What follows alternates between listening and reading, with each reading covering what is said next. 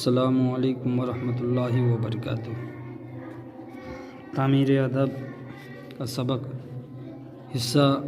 تیسرا حصہ کا سبق نمبر 15 ہے۔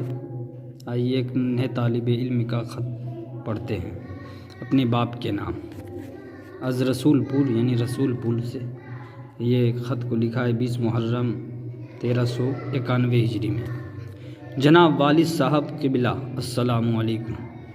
ادب کے ساتھ عرض ہے کہ میں اس وقت تیسرے درجے میں پڑھ رہا ہوں۔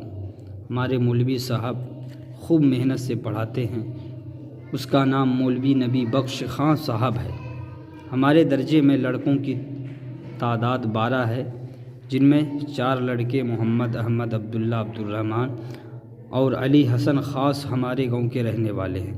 باقی 8 لڑکے دوسرے گاؤں کے ہیں۔ ہم لوگوں کو مولوی صاحب نے وضو بنانے اور نماز پڑھنے کا طریقہ بھی سکھا دیا ہے۔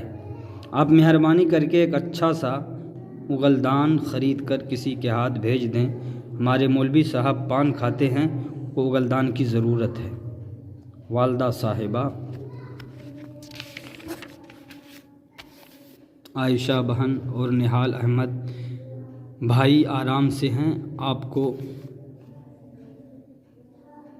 سلام کہتے ہیں۔ میں پہلی بار آپ کو خط بھیج رہا ہوں، لکھنے میں مجھ سے جو غلطی ہوئی ہو اسے معاف کر دیں گے۔ کمال احمد، موضع رسول پور، ضلع بستی۔ اب انہوں نے اس خط میں کہ کمال احمد کے کچھ ساتھیوں کا نام بتاؤ، عبداللہ، عبدالرحمن، کمال احمد کے بھائی بہن، یعنی اس میں کا تیسرا جو سوال ہے، کمال اپنے خط میں کتنے الفاظ غلط لکھے، تو اس کا جواب میں یہاں آپ دیکھیں گے۔ جمال احمد کا خط اپنے بیٹے کے نام، اس میں وہ غلطی کو ظاہر کیے ہیں۔ برخوردار نور چشم کمال احمد، وعلیکم السلام۔ بعد دعا اور سلام کے معلوم ہو کہ تمہارا خط 25 محرم 1391 ہجری کو وصول ہوا۔ اس بات پر بڑی خوشی ہوئی کہ تم نے خط لکھنا شروع کر دیا ہے۔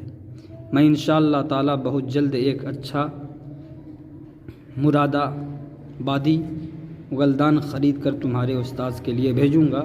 جب اگلدان پہنچ جائے تو تم اس کو اپنے مولوی صاحب کی خدمت میں پیش کر دینا اور قیمت مت لینا۔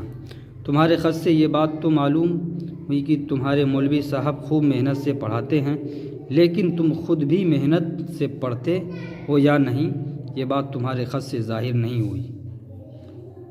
عزیز فرزند سنو، صرف استاذ کی محنت سے کام نہیں بنے گا، بلکہ شاگرد کو بھی محنت اور کوشش کرنی پڑے گی۔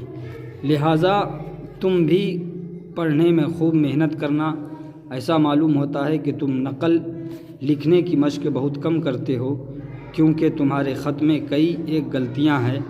تم کو چاہیے تھا کہ پہلے کسی سادہ کاغذ پر خط لکھ کر اپنے استاذ کو دکھاتے، پھر جب وہ غلط لفظ کی اصلاح کر دیتے تو دوبارہ تم دوسرے کاغذ پر لکھ کر میرے پاس روانہ کرتے۔